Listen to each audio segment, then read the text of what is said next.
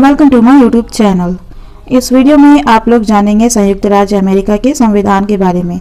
इससे पहले के वीडियोस जो अपलोड हुए हैं first, second, third, fourth, fifth and sixth chapter जो आप अपने स्क्रीन पर देख पा रहे हैं, उसका लिंक आपको मिल जाएगा डिस्क्रिप्शन में और कमेंट बॉक्स पे आप चाहे तो जाकर देख सकते हैं।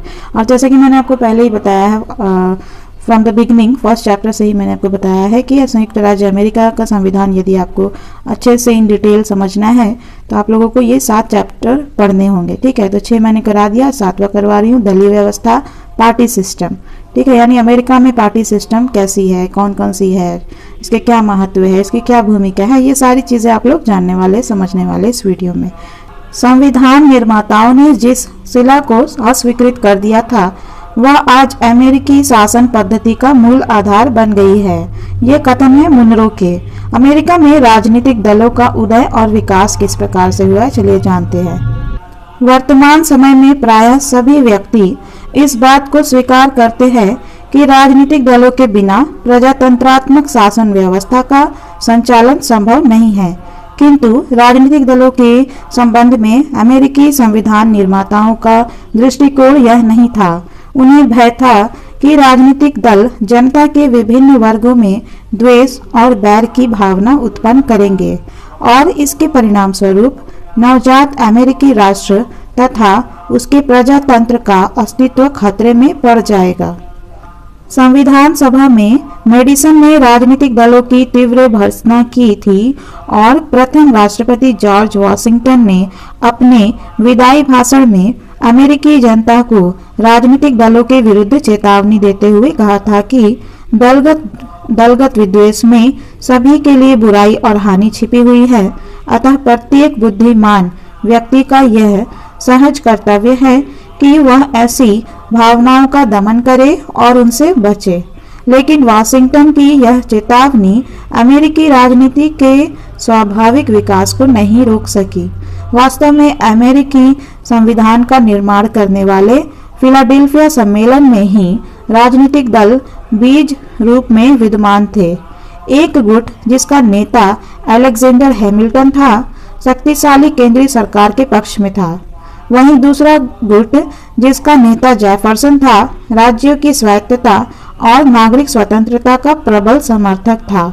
इन दोनों गुटों को क्रमशः फेडरलिस्ट और एंटी फेडरलिस्ट के नाम जो है प्राप्त हुए।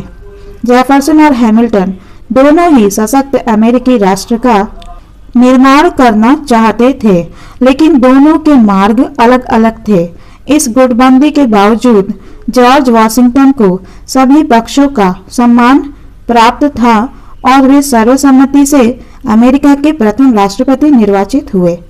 वॉशिंगटन शासन को दलीय भावना से ऊपर रखना चाहते थे, इसलिए उनके द्वारा अलेक्जेंडर हैमिल्टन और थॉमस जेफरसन दोनों को ही मंत्रिमंडल में सम्मिलित किया गया, परंतु उनके मतभेद समाप्त नहीं हो सके और 1776 में जेफरसन ने मंत्रिमंडल से त्यागपत्र देकर अपनी सारी शक्ति एंटी फेडरलिस्ट, जिन्हें डेमोक्रेटिक रिपब्लिकन भी कहा जाता है, को संगठित कराने में लगा दी।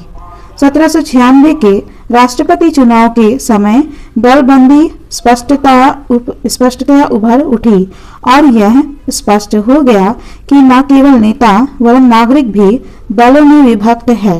1796 के राष्ट्रपति चुनाव में फेडरलिस्ट विजयी हुए, परंतु 1800 के निर्वाचन में फेडरलिस्टों को कड़ा आघात पहुंचा और सत्ता डेमोक्रेटिक रिपब्लिकन दल के हाथों में आ गई। अनेक कारणोंवश इसी समय से फेडरलिस्ट दल का प्रभाव कम होता गया और 1815 के पश्चात यह दल राजनीतिक रंगमंच से लुप्त हो गया। डेमोक्रेट्स और हिग्स। फेडरलिस्ट दल के पतन के बाद राजनीतिक रंगमंच पर एकमात्र डेमोक्रेटिक रिपब्लिकन दल रह गया, परंतु इस दल के नेताओं में भी आपसी मतभेद और सत्ता के लिए संघर्ष था। ऐसी स्थिति में हेनरी क्ले और डैनियल वेबस्टर के नेतृत्व में एक नया दल संगठित हुआ, जिसे अनुदार दल, व्हिग पार्टी या राष्ट्रीय गणतंत्रवादी दल का नाम दिया गया। इस समय डेमोक्रेटिक नेता जैक्सन था और नेशनल रिपब्लिकन दल का नेता जॉन क्विंसी एडम्स। 1828 में डेमोक्रेटिक नेता जैक्सन राष्ट्रपति निर्वाचित हुए और उस समय से लेकर 1841 तक यह दल सत्तारूढ़ रहा।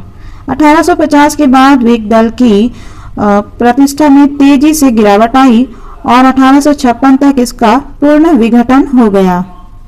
रिपब्लिकन और डेमोक्रेट्स, रिपब्लिकन्स एंड डेमोक्रेट्स। 19वीं शताब्दी के मध्य में दास प्रथा की समाप्ति के प्रश्न को लेकर दो विचारधाराओं का उदय हुआ, जिनका प्रतिनिधित्व क्रमशः रिपब्लिकन और डेमोक्रेट्स नामक दलों द्वारा हुआ। ये ही दल अपने मूल नामों के साथ तभी से चले आ रहे हैं। इन दो के अतिरिक्त अन्य राजनीतिक दल बहुत छोटे छोटे हैं और उनकी शक्ति नगण्य है। इन दलों की नीति और कार्यक्रम में समय समय पर परिवर्तन होते रहे हैं। अमेरिका में दोनों दल लगभग समान रूप से शक्तिशाली है और लोकमत कभी एक दल के पक्ष में और कभी दूसरे दल के पक्ष में होता रहता है। 1952 से लेकर 1992 तक की स्थिति का अध्ययन किया जाए तो यह कहा जा सकता है कि 1960 ईस्वी से 1968 और 1977 से 80 के काल में राष्ट्रपति पद पर डेमोक्रेटिक पार्टी का अधिकार रहा। शेष समस्त काल में इस पद पर रिपब्लिकन पार्टी का अधिकार रहा। 1992 से 2000 ईस्वी के वर्षों में राष्ट्रपति पद पर डेमोक्रेटिक पार्टी का अधिकार रहा, लेकिन 2000 ईस्वी और 2004 ईस्वी के राष्ट्रपति चुनाव में रिपब्लिकन पार्टी के जॉर्ज बुश राष्ट्रपति पद पर निर्वाचित हुए। इसके साथ ही कांग्रेस के दोनों सदनों में भी लगभग इस संपूर्ण काल में रिपब्लिकन पार्टी को बहुमत प्राप्त रहा।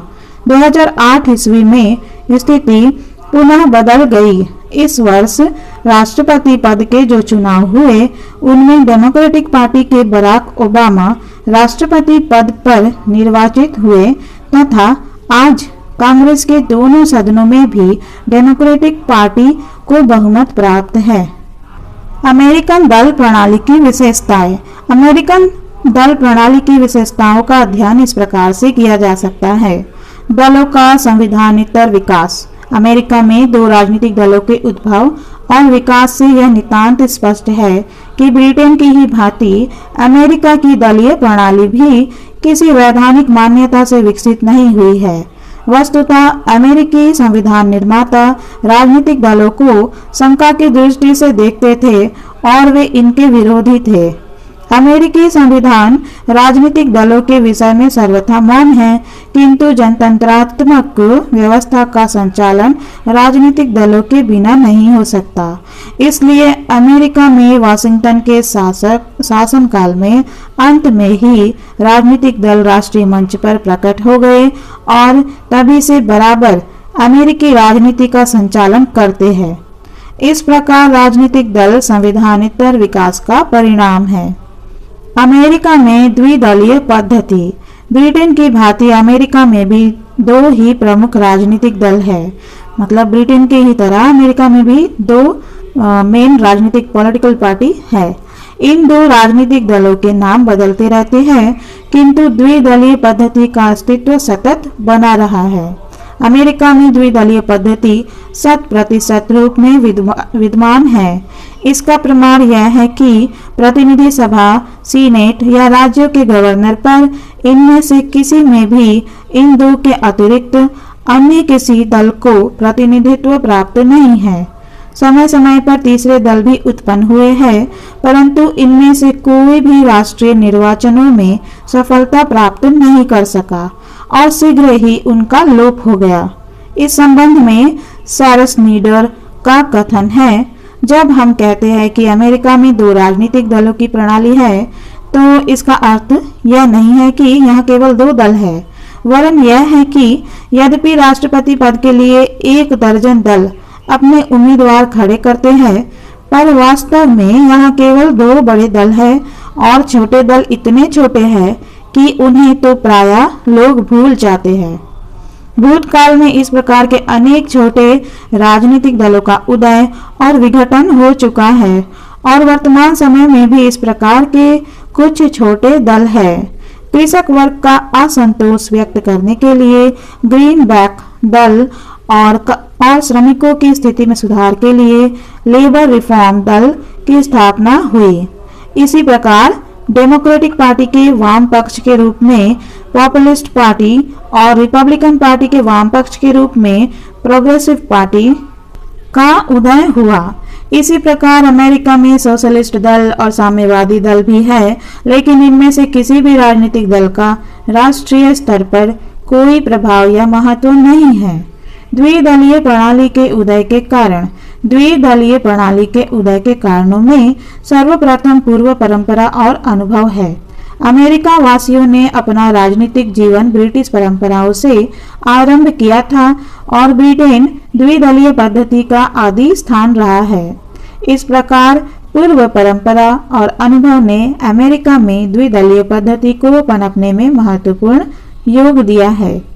अमेरिका में राष्ट्रपति और राज्यों के गवर्नर की निर्वाचन पद्धति ने भी द्विदलीय पद्धति को विकसित करने में ही योग दिया है। राष्ट्रपति अथवा राज्यों में गवर्नर पद पर आधिपत्य स्थापित करने के लिए उत्सुक दल के लिए निर्वाचक मंडल का निरपेक्ष बहुमत प्राप्त करना आवश्यक है और ऐसी स्थिति में दो से अधिक राजनीतिक दलों का प्रभावशाली होना कठिन हो जाता है। मैकमोहन के शब्दों में राष्ट्रपति के निर्वाचन की प्रणाली तीसरे दल को हतोत्साहित कर देती है, जिसके फलस्वरूप द्विदलीय पद्धति सुदृढ़ हो गई है। एकल सदस्यीय निर्वाचन क्षेत्र यह द्विदलीय पद्धति के विकास का एक अन्य कारण है। एकल सदस्यीय निर्वाचन क्षेत्र सदैव ही द्विदलीय पद्धति को प्रोत्साहन देते हैं, क्योंकि इस पद्धति के अंतर्गत छोटे छोटे राजनीतिक दलों के लिए विजय प्राप्त करना बहुत कठिन होता है। अमेरिका के सभी निर्वाचकों के लिए एकल सदस्यीय निर्वाचन क्षेत्र की पद्धति को ही अपनाया गया है। अमेरिका में किसी भी तीसरे दल का प्रभाव न बढ़ने का एक कारण यह है कि छोटे राजनीतिक दल जिन प्रश्नों को अपनाते हैं उन प्रश्नों को शीघ्र ही बड़े दल अपना लेते हैं। उनके कार्यक्रम को जब बड़े दल अपना लेते हैं तो छोटे दल आधारहीन हो जाते हैं और अंततः उनका लोप हो जाता है। फर्ग्यूसन और मैकहेनरी ने इस स्थिति की विवेचना इस प्रकार से की है। आज से 2-3 शताब्दियों पूर्व वामपंथी दल जिन सिद्धांतों का समर्थन करते थे उनका अधिकांश अब डेमोक्रेटिक और रिपब्लिकन दलों में शामिल कर लिया गया है। तीसरे दल की गतिविधियों में भाग लेने वाले व्यक्ति शासन पदों पर लाभ भले ही प्राप्त न कर सके, किंतु उनके द्वारा प्रतिपादित नीतियां जन स्वीकृति प्राप्त कर लेने पर देश की भूमि के कानून बन जाती है। देश की राजनीति में दो ही राजनीतिक दलों को प्रभावपूर्ण स्थान प्राप्त होने के कारण दोनों दलों में स्वस्थ राजनीतिक प्रतियोगिता चलती रहती है और दोनों दल अधिकाधिक लोक कल्याण का कार्य करने की ओर प्रेरित होते हैं। विचारधारा संबंधी आधारभूत अंतरों का अभाव। अमेरिका में जब राजनीतिक दलों का उदय हुआ उस समय उनमें कुछ मूलभूत प्रश्नों पर मतभेद थे, परंतु धीरे धीरे नीतियों की दृष्टि से दोनों दल एक दूसरे के समीप आते गए और आज इन दलों में नीतियों के बारे में कोई मौलिक मतभेद नहीं रह गए हैं।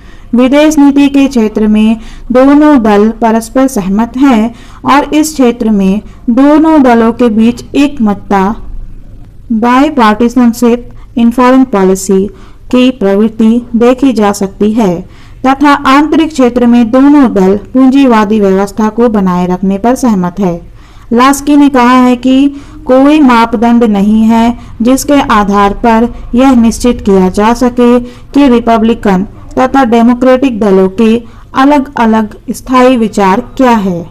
हरमन फाइनर ने भी अमेरिकी दलों के विषय में ऐसे ही विचार व्यक्त किए हैं और बियर्ड ने तो इस संबंध में यहाँ तक कहा है कि वहाँ के मतदाताओं की दशा उन निर्जीव प्राणियों जैसी होती है जो खाली शब्दों के लिए मतदान करते हैं।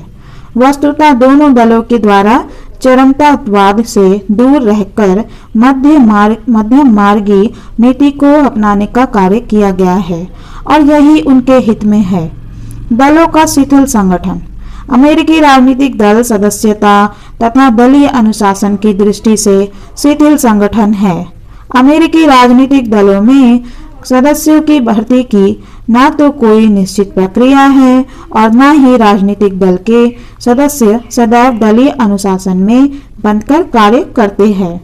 अनेक बार एक विशेष राजनीतिक दल के टिकट पर चुने गए प्रतिनिधि अपने दलीय नेता के आदेश पर मतदान करने के बजाय विभिन्न हितों या अपने चुनाव क्षेत्र के मतदाताओं को प्रसन्न करने के लिए मतदान करते हैं।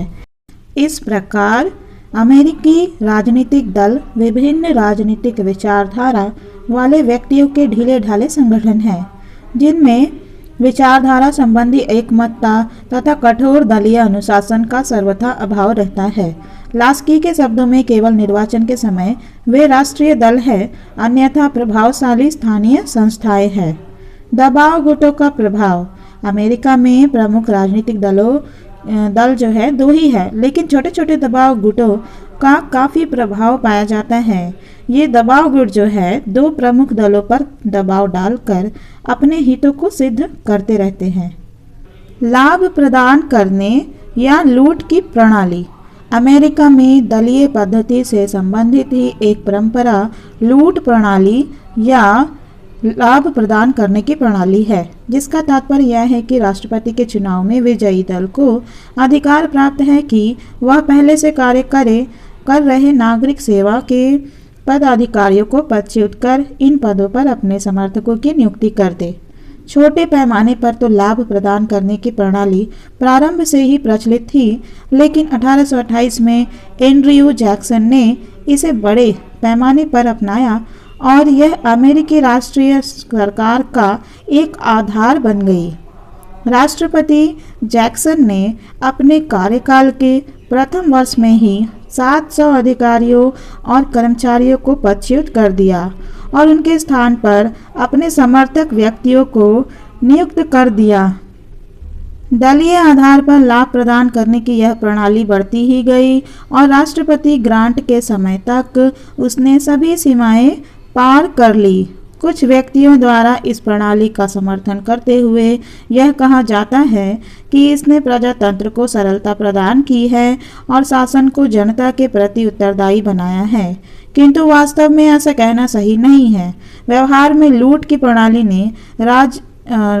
प्रणाली ने नागरिक सेवाओं को भ्रष्ट करने का कार्य किया है और इससे प्रशासनिक कार्यकुशलता को तीव्र आघात पहुंचा है। लूट की प्रणाली पर प्रतिक्रिया उत्पन्न होनी स्वाभाविक थी और अनेक व्यक्तियों तथा संस्थाओं ने इस स्थिति में सुधार की आवश्यकता पर बल दिया। 1883 में पेंडल्टन अधिनियम के आधार पर लूट प्रणाली को सीमित कर दिया गया है, लेकिन अब भी संयुक्त राज्य अमेरिका में विद्यमान है। वर्तमान समय में न्यायिक सेवाओं, पोस्ट ऑफिस, विशेष एजेंसियों और स्वतंत्र आयोगों में राष्ट्रपति के अनुग्रह के आधार पर नियुक्ति की जाती है। दलों का संगठन, ऑर्गेनाइजेशन ऑफ द पार्टीज। संयुक्त राज्य अमेरिका में दोनों प्रमुख राजनीतिक दलों का संगठन एक जैसा है। दलों के संगठन को दो भागों में बांटा जा सकता है, स्थायी समितियां तथा अस्थायी समितियां। स्थायी समितियों में दलों की स्थानीय इकाइयों की समितियों से लेकर राष्ट्रीय समिति तथा अनेक समितियां मिलती है। इसके अतिरिक्त चुनाव के समय कुछ अस्थायी समितियों का निर्माण भी किया जाता है, लेकिन विशेष महत्व स्थायी समितियों का ही है। स्थायी दलीय संगठन, परमानेंट पार्टी ऑर्गेनाइजेशन।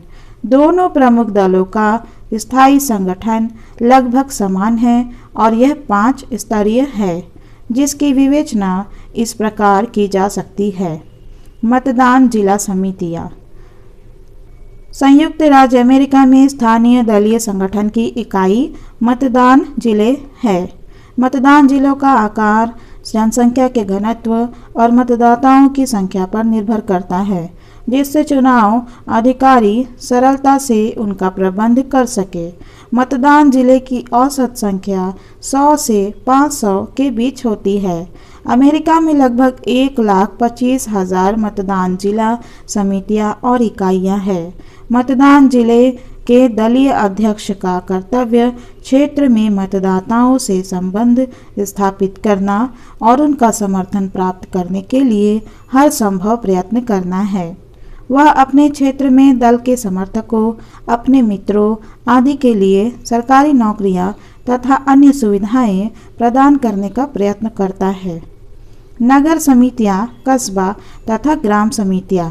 नगरों में मतदान जिला समितियों के ऊपर एक वार्ड समिति होती है।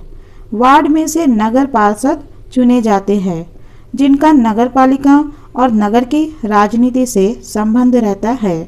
नगर समिति वार्ड समितियों तथा मतदान जिला समितियों के कार्यों की निगरानी करती है। ग्रामीण क्षेत्रों में स्थानीय समस्याओं को हल करने के लिए ग्रामीण समितियां स्थापित की जाती है। काउंटी समितियां। अमेरिका में 3000 से भी अधिक काउंटियां हैं और ये ग्रामीण क्षेत्रों में हैं। दोनों प्रमुख राजनीतिक दलों में से प्रत्येक काउंटी में एक समिति होती है। राज्य केंद्रीय समितियां। अमेरिकी संघ में 50 राज्यों में से प्रत्येक में दोनों राजनीतिक दलों की एक केंद्रीय समिति है। यह अपने समस्त राज्य क्षेत्र में दलीय संगठन की देखभाल करती है। इसके द्वारा राज्यों के पदों और प्रतिनिधि सभा तथा सीनेट के चुनाव आंदोलन को संगठित किया जाता है। राज्य की केंद्रीय समिति के कुछ सदस्य निर्वाचित होते हैं और कुछ मनोनीत। समिति के सदस्यों की संख्या राज्य के क्षेत्र और जनसंख्या के अनुसार अलग अलग होती है। सामान्यतया दल का एक प्रभावशाली सदस्य राज्य की केंद्रीय समिति का अध्यक्ष होता है। राष्ट्रीय समिति, नेशनल कमिटी। प्रत्येक दल के शीर्ष पर एक राष्ट्रीय समिति होती है। इसमें प्रत्येक राज्य से 2 प्रतिनिधि आते हैं, जिसमें एक पुरुष तथा एक स्त्री होती है। इसका निर्वाचन राज्य की केंद्रीय समिति करती है या राष्ट्रीय सम्मेलन के प्रतिनिधियों या राज्य सम्मेलन द्वारा होता है। राजनीतिक दल के संगठन में इस राष्ट्रीय समिति का महत्वपूर्ण तथा सर्वोच्च स्थान है। राष्ट्रीय समिति एक चेयरमैन या अध्यक्ष होता है, जिसे वह व्यक्ति मनोनीत करता है जो कि दल की ओर से राष्ट्रपति पद के लिए उम्मीदवार चुना गया हो। राष्ट्रीय समिति दल के अध्यक्ष पद पर नियुक्ति की केवल औपचारिक रूप से पुष्टि करती है। राष्ट्रीय समिति अपने अन्य पदाधिकारियों को चुनती है और दल के अध्यक्ष के नेतृत्व में राष्ट्रपति पद के चुनाव अभियान का संचालन करती है। अमेरिका के दोनों ही राजनीतिक दलों के पास पर्याप्त वित्तीय साधन हैं, यानी अमेरिका के दोनों जो राजनीतिक दल है उनके पास में इनफ फाइनेंशियल रिसोर्सेज होते हैं। पूर्व वर्णित दल के संगठन को आगे ये चित्र से समझा जा सकता है। राष्ट्रीय अध्यक्ष तथा कार्यकारिणी समिति।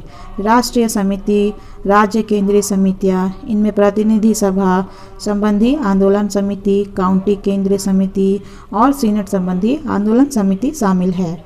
वहीं काउंटी केंद्रीय समितियां जो है, इसमें नगर समितियां, जिला समितियां 1,25,000 और कस्बा तथा ग्राम समितियां शामिल है। अमेरिका में जो राजनीतिक दल है, इन राजनीतिक दलों का कार्यकारण या भूमिका क्या है? Role of working of the political parties. अमेरिकी संविधान के निर्माता राजनीतिक दलों को शंका की दृष्टि से देखते थे और उन्हें भय था कि इससे नवजात अमेरिकी राष्ट्र तथा अमेरिकी प्रजातंत्र को आघात पहुंचेगा। किंतु यह एक तथ्य है कि दल प्रणाली के बिना प्रजातंत्रात्मक शासन व्यवस्था का संचालन नहीं हो सकता। और जैसा कि मुनरो ने कहा है कि संविधान निर्माताओं ने जिस शिला को अस्वीकृत किया था, वह आज अमेरिकी प्रजातंत्र की आधारभूत शिला बन गई है। संयुक्त राज्य की शासन पद्धति पर दलों के अत्यधिक प्रभाव का उल्लेख करते हुए ब्राइस ने लिखा है कि दल संविधान द्वारा स्थापित वैधानिक सरकार के साथ साथ एक दूसरी ही सरकार बन गई है, जिसका कानून में कहीं उल्लेख नहीं है। इसे वह डायनेमो इंजन कहा जा सकता है जिससे वैधानिक सरकार अपनी शक्ति प्राप्त करती है। वैधानिक और दल की सरकारें अपने ढांचों में बहुत भिन्न हैं, परंतु वैधानिक सरकार को अपनी चालक शक्ति इस दलीय सरकार से ही प्राप्त होती है, जिसका कोई कानूनी आधार नहीं है। अमेरिकी शासन व्यवस्था में राजनीतिक दलों की भूमिका का अध्ययन जो है इस प्रकार हम कर सकते हैं। कांग्रेस तथा कार्यपालिका के बीच सहयोग तथा सामंजस्य। अमेरिका में राजनीतिक दल क्या करती है? कांग्रेस तथा कार्यपालिका के बीच सहयोग तथा सामंजस्य स्थापित करती है। Cooperation and coordination between Congress and executives. अमेरिकी संविधान शक्ति विभाजन के सिद्धांत पर आधारित है तथा इसमें व्यवस्थापिका, कार्यपालिका और न्यायपालिका को एक दूसरे से पृथक तथा स्वतंत्र रखा गया है। लेकिन वस्तु स्थिति यह है कि यदि व्यवस्थापिका और कार्यपालिका एक दूसरे से स्वतंत्र रहे तो शासन व्यवस्था का संचालन संभव ही नहीं हो सकता। इन दोनों के बीच अनौपचारिक रूप से संबंध स्थापित करने का कार्य राजनीतिक दलों के द्वारा किया जाता है। राष्ट्रपति का निर्वाचन दलीय आधार पर होता है तथा राष्ट्रपति विभागीय अध्यक्षों की नियुक्ति भी दलीय आधार पर करता है। कांग्रेस के दोनों सदनों के सदस्य भी दलीय आधार पर निर्वाचित होते हैं। इस प्रकार दलीय संबंध कांग्रेस और कार्यपालिका को जोड़ने वाली महत्वपूर्ण कड़ी का कार्य करते हैं। राष्ट्रपति जो अपने दल का नेता होता है, कांग्रेस में अपने दल के सदस्यों के सामने दलीय बैठक में विधायी प्रस्ताव रखता है और साधारणतया अपनी इच्छा अनुसार कानूनों का निर्माण कराने में सफलता प्राप्त कर लेता है। राजनीतिक दल जो है उन्हें राष्ट्रीय एकीकरण की शक्ति प्राप्त होती है। Force for national integration. संयुक्त राज्य अमेरिका 28 करोड़ से अधिक जनसंख्या वाला एक विशाल देश है जिसमें विभिन्न जातियों तथा भाषाओं के लोग निवास करते हैं। विविधताओं से परिपूर्ण इस देश में आज जो प्रबल राष्ट्रीय एकता देखी जाती है उसे विकसित करने में राजनीतिक दलों ने प्रभावशाली भूमिका अदा की है। यद्यपि वर्तमान समय में स्थिति ऐसी नहीं है, किंतु सामान्यतया एक ही दल को शासन की विभिन्न शाखाओं पर नियंत्रण प्राप्त होता है और यह संपूर्ण देश को एकता के सूत्र में बांधकर उसे एक उद्देश्य की पूर्ति में निर्देशित करता है। ऑग और रे का कहना है कि विभिन्न जातियों, धर्मों, संस्कृतियों एवं व्यवसायों के लोगों में एकता स्थापित करने में राजनीतिक दल सीमेंट का सा कार्य करते हैं। अमेरिकी राजनीति के संदर्भ में यह कथन नितांत सत्य है। विभिन्न पदाधिकारियों और संस्थाओं के चुनाव को संभव बनाना भी राजनीतिक दल के कार्य होते हैं। Makes possible the election of the different officers and institutions. अमेरिकी संविधान के अंतर्गत राष्ट्रपति, उपराष्ट्रपति, प्रतिनिधि सभा और सीनेट सदस्यों के निर्वाचन की जो व्यवस्था की गई है, व्यवहार के अंतर्गत वह राजनीतिक दलों के आधार पर ही कार्य कर रही है। राजनीतिक दलों के अभाव में राष्ट्रपति को निर्वाचन मंडल के सदस्यों का बहुमत प्राप्त होना बहुत अधिक कठिन होता है और बार बार प्रतिनिधि सभा द्वारा ही राष्ट्रपति का चुनाव किए जाने पर राष्ट्रपति पद की गरिमा समाप्त हो जाती है। इसी प्रकार वर्तमान समय में न्यूयॉर्क और ओहियो जैसे कुछ राज्यों में सीनेट के निर्वाचन क्षेत्र बहुत बड़े हैं और राजनीतिक दलों के बिना उसमें चुनाव की कल्पना नहीं की जा सकती। जनता की राजनीतिक शिक्षा, political education of the people. प्रजातंत्रीय व्यवस्था की सफलता जनता की राजनीतिक शिक्षा पर निर्भर करती है और अन्य देशों के समान ही अमेरिका में भी राजनीतिक दल राजनीतिक शिक्षा प्रदान करने के सर्वप्रमुख साधन के रूप में कार्य करते हैं। राजनीतिक दल भावी राजनीतिज्ञों के चयन का कार्य करते हैं। प्रोफेसर लास्की ने अमेरिकी राजनीतिक दलों की कड़ी आलोचना की है। उनके द्वारा की गई आलोचना के दो प्रमुख आधार हैं। प्रथमतः अमेरिकी राजनीतिक दलों का कोई सैद्धांतिक आधार नहीं है। विचारधारा संबंधी भेद के अभाव में ये दल सत्ता प्राप्ति मात्र के लिए संघर्ष करने वाले गुट बनकर रह गए हैं। द्वितीयतः अमेरिकी राजनीतिक दलों के सदस्य अपने दल के प्रति निष्ठावान नहीं होते और उनके द्वारा दलीय अनुशासन की अवहेलना की जाती है। आलोचना करते हुए यह भी कहा जा सकता है कि इन राजनीतिक दलों ने ही अमेरिकी राजनीतिक व्यवस्था में लूट की प्रणाली को जन्म दिया है। वर्तमान समय में राजनीतिक दलों के द्वारा राष्ट्रपति और अन्य चुनावों में बहुत अधिक धनराशि व्यय की जाती है और इससे विभिन्न प्रकार के राजनीतिक भ्रष्टताओं को बढ़ावा मिलती है। यह कहा जा रहा है कि 2000 ईस्वी के राष्ट्रपति चुनावों में इससे पूर्व के किसी भी चुनाव की तुलना में बहुत बड़ी मात्रा में धन शक्ति का प्रयोग किया गया।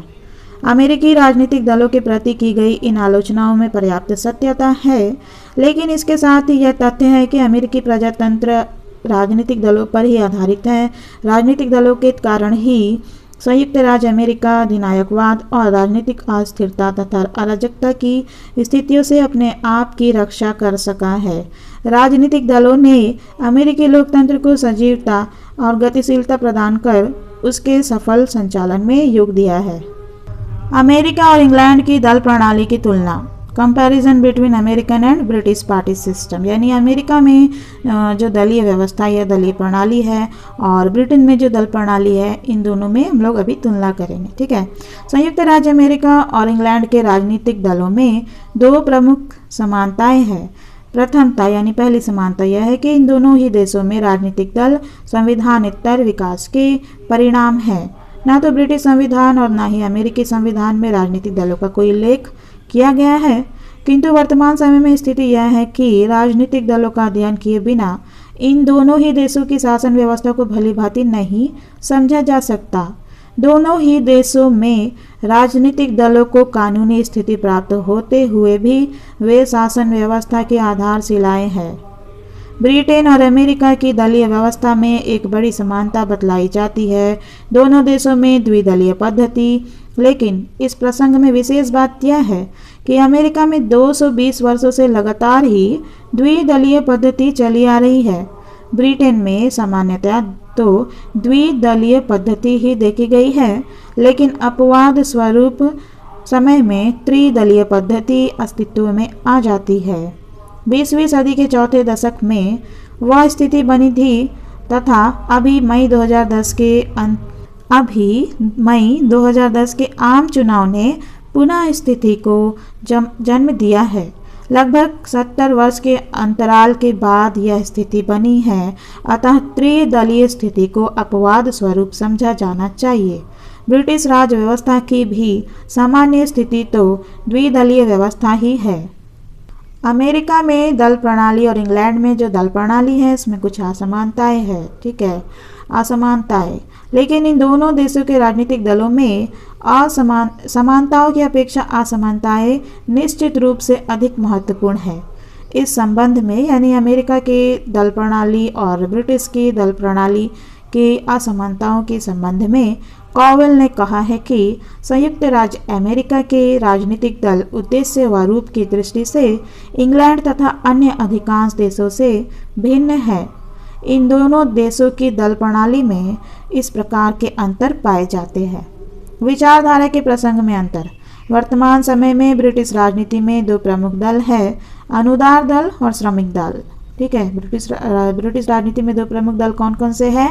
अनुदार दल और श्रमिक दल। इन दोनों राजनीतिक दलों में सिद्धांत और विचारधारा का स्पष्ट अंतर है। अनुदार दल जो है पूंजीवादी अर्थव्यवस्था और विद्यमान स्थिति को कम से कम परिवर्तनों के साथ बनाए रखने के पक्ष में है, लेकिन जो श्रमिक दल है उनका उद्देश्य है शांतिपूर्ण और संवैधानिक पद्धति से प्रजातांत्रिक समाजवाद की स्थापना। ये तो हो गई ब्रिटिश राजनीति की बात। अब अमेरिकी राजनीति के जो दो प्रमुख दल है, रिपब्लिकन दल और डेमोक्रेटिक दल, इसमें विचारधारा संबंधी भेद का अभाव है। विदेश नीति या राजनीतिक और आर्थिक जीवन के आदर्शों के संबंध में इन दोनों राजनीतिक दलों का एक समान दृष्टिकोण है। फाइनर के विचार अनुसार ब्रिटेन के अनुदार तथा श्रमिक दलों की स्पष्ट भिन्नता के समान विभिन्न आदर्शों की साधना के आधार पर रिपब्लिकन और डेमोक्रेटिक दो दलों के बीच अंतर की कोई रेखा नहीं खींची जा सकती। वास्तव में इन्हें एक ही दल के दो अंग कहना अधिक उचित होगा, जिनको रिपब्लिकन और डेमोक्रेटिक दो विभिन्न नामों से पुकारा जाता है। लॉर्ड ब्राइस ने अमेरिकी राजनीति के दो दलों की तुलना दो ऐसी खाली बोतलों से की है जिनमें अलग अलग पेय के लेबल लगे हुए हैं। एमर्सन की यह पंक्ति भी ब्रिटिश दलों से अमेरिकी दलों का भेद ही बताती है। कि साधारणतया हमारे दल यानी अमेरिका के दल परिस्थितियों के दल है, सिद्धांतों के नहीं। अमेरिका और इंग्लैंड की जो दल प्रणाली है उसमें संगठन और दृष्टिकोण का भी अंतर पाया जाता है। संगठन और दृष्टिकोण की दृष्टि से ब्रिटिश राजनीतिक दल राष्ट्रीय होते हैं और उनमें बहुत अधिक सुदृढ़ संगठन देखा जा सकता है, लेकिन अमेरिकी राजनीतिक दलों में स्थानीयता की प्रवृत्ति प्रबल है। अमेरिकी राजनीतिक दल केवल राष्ट्रपति के चुनाव के समय ही राष्ट्रीय रूप धारण करते हैं, अन्यथा यानी नहीं तो वस्तुतः वे स्थानीय और राज्य संगठन ही होते हैं। वहीं यदि अनुशासन की बात करें तो अमेरिका और इंग्लैंड की जो दल प्रणाली है इसमें अनुशासन की दृष्टि से भी अंतर पाया जाता है। ब्रिटिश राजनीतिक दल अपने कठिन अनुशासन के लिए सुविख्यात है और ब्रिटिश राजनीति में दल के सदस्यों द्वारा दलीय अनुशासन की अवहेलना की घटनाएं बहुत ही कम घटित होती है, लेकिन यह कठोर दलीय अनुशासन अमेरिकी राजनीतिक दलों के लिए ऐसी ईर्ष्या की वस्तु है जिसे उनके द्वारा कभी भी प्राप्त नहीं किया जा सका है। अमेरिकी कांग्रेस के सदस्यों द्वारा अनेक बार अपने दल के नेता के आदेशों निर्देशों की अवहेलना की जाती रही है। सक्रियता की दृष्टि से भी अमेरिका और इंग्लैंड की दल प्रणाली में अंतर पाया जाता है। सक्रियता की दृष्टि से अंतर संभवतः ब्रिटेन की संसदीय व्यवस्था का यह परिणाम है कि ब्रिटिश दल सदैव सक्रिय रहते हैं, लेकिन अमेरिकी राजनीतिक दल राष्ट्रपति के चुनाव के समय ही सक्रिय यानी एक्टिव रहते हैं। एक बार राष्ट्रपति का चुनाव हो जाने के बाद 3 वर्ष से भी अधिक समय तक वे निष्क्रिय बने रहते हैं। दबाव समूह की दृष्टि से भी अमेरिका और इंग्लैंड की दल प्रणाली में अंतर पाया जाता है। दबाव समूह की दृष्टि से अंतर अमेरिकी राजनीतिक दलों में दबाव गुट या दबाव समूह प्रेशर ग्रुप्स जो होते हैं वे बहुत अधिक सक्रिय यानी एक्टिव है, लेकिन ब्रिटेन में ऐसा नहीं है। लूट की प्रणाली का भी अंतर पाया जाता है अमेरिका और इंग्लैंड की दल प्रणाली में। किस प्रकार लूट की प्रणाली का अंतर है?